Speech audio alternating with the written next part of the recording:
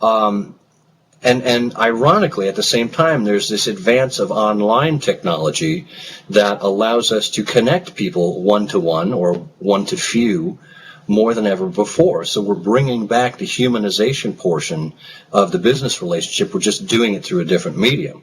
Okay? So that's the answer to one in terms of loss of control.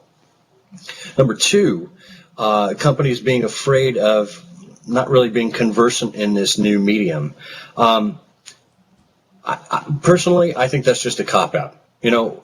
I started somewhere in this, and I built up an area of expertise. There's no reason that a company can't do this. I mean, any average Joe can start a blog within 3 minutes for free on WordPress or Blogger or TypePad.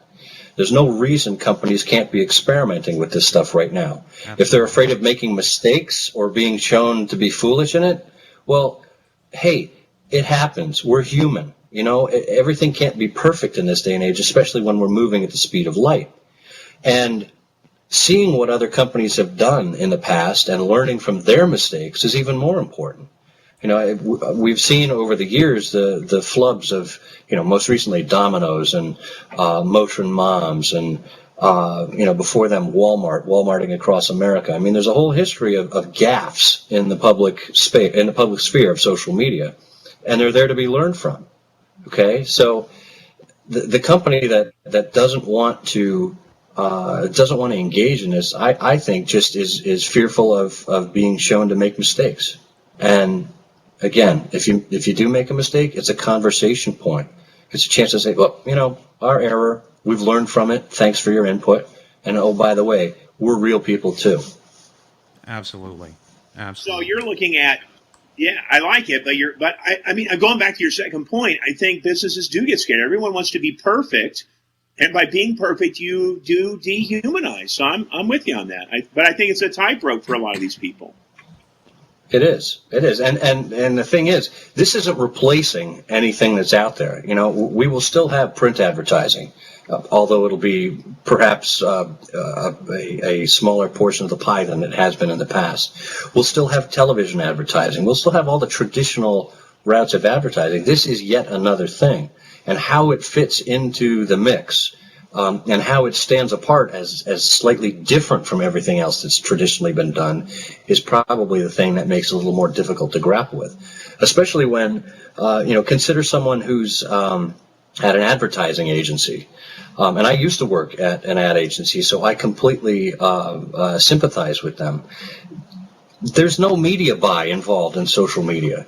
There's no traditional creative or very little traditional creative that's involved in social media. It's got to be earth-shattering and terrifying to some degree for ad agencies to figure out, okay, this is the way the world is going. How do we get on board with this? Is it even within our wheelhouse? Is this something that belongs with a PR agency or a specialty social media agency?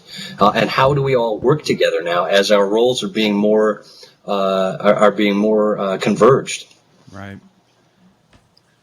I will say this. One of the things when I was doing some of the research and looking at what you've done, it was nice to see you have a little humor there. And I looked at your your mirror there of the Elizabeth Kubler-Ross thing on the 5 stages of social media grief. And I only bring that up because my Harrison here has brought me into the social media because I'm an entertainer. That's what I do. And I just drug my feet because, this is something else I have. It's another learning curve. It's another thing that I have to do. It's time.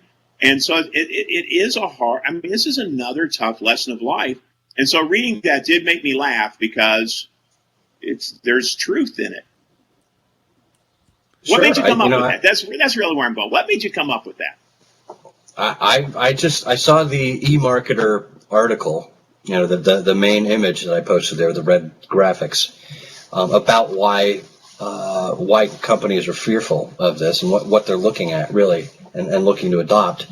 And I started thinking about it, and I said, well, it seems like a number of us are at different phases of adoption of social media. Some of us are really, we get it, and we're on board with it, and we're leading the charge. Others are still stuck way back there. Why is that? And I just thought, well, if we think about this in terms of stages, and the 5 stages of grief, are pretty well known. I thought, well, let's take those 5 stages and see if we can actually kind of decouple what's going on and apply those to each phase of what I've witnessed in my career in terms of corporate adoption of social media. And I worked hard to kind of wedge some of them in there, but in the end it fit. No, I thought it worked. I thought it was very clever, and it made me laugh, and I think you really hit it. And trust me, Harrison is probably going to be talking about that for weeks to come because he just loves that.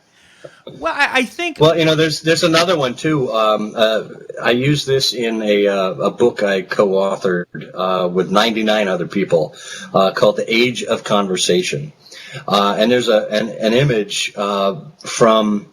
It looks like a New Yorker cartoon, okay? And there's there's 4 executives in a boardroom, one sitting at the head of the table, and then the 3 others down there, and the 3 are going like this, and like this. And the guy at the head of the table goes, "I wish you guys would stop doing that."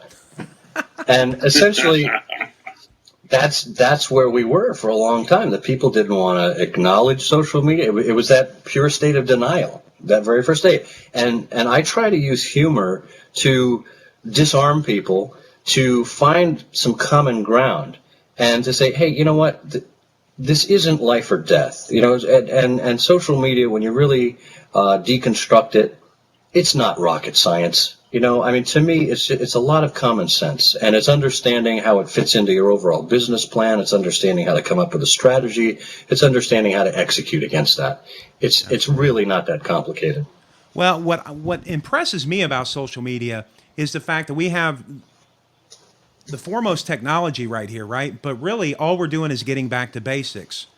Like you said, getting in there, communicating, engaging, letting the other people talk about your brand. But let's talk about the big question of the day with companies. How do you deal with the negativity that does come out with your brand? How do you combat that? How do you engage that? What advice can you give other companies if they're getting ripped apart within the social media sphere?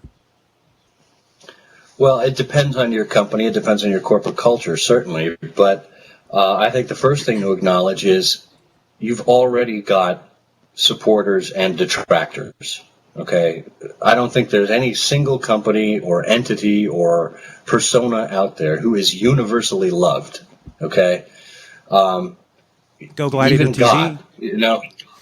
God, for the people that know it, right? And again, not to be sacrilegious, but take the notion of God. So in a Christian culture, we pretty much support God, except for the atheists who don't even acknowledge that he exists. But anyway, that's our worldview.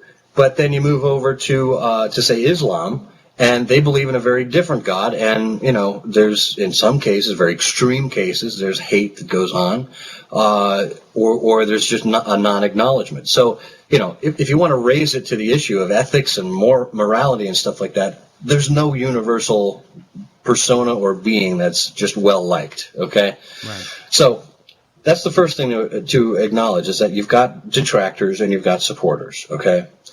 The second thing is you need to know where to engage. Okay, and it depends on the size of your audience, the size of your company. With a company like Ford, you can imagine there's all sorts of things that are being said about us every day all over the web. And what I've found is that 9 times out of 10, when this is going on in a public sphere, we don't even need to get involved, because our supporters come out of the woodwork and do the heavy lifting for us. They're there defending us, understanding us, being sympathetic with us, taking other people to task, and keeping them on point. Now, when something happens in the news cycle or in the business plan that is unexpected or not widely known among the public, then it's up to us to actually engage and start educating people. And that's what we had to do last November and December as we were in the congressional hearings with Chrysler and GM. We were there for a very different reason than the other two, but it wasn't necessarily apparent early on that that's what the case was. Okay, right. So we had to get out there and beat the street, not only online, but with editors, reporters, and producers from all forms of media to make sure that they got the facts right.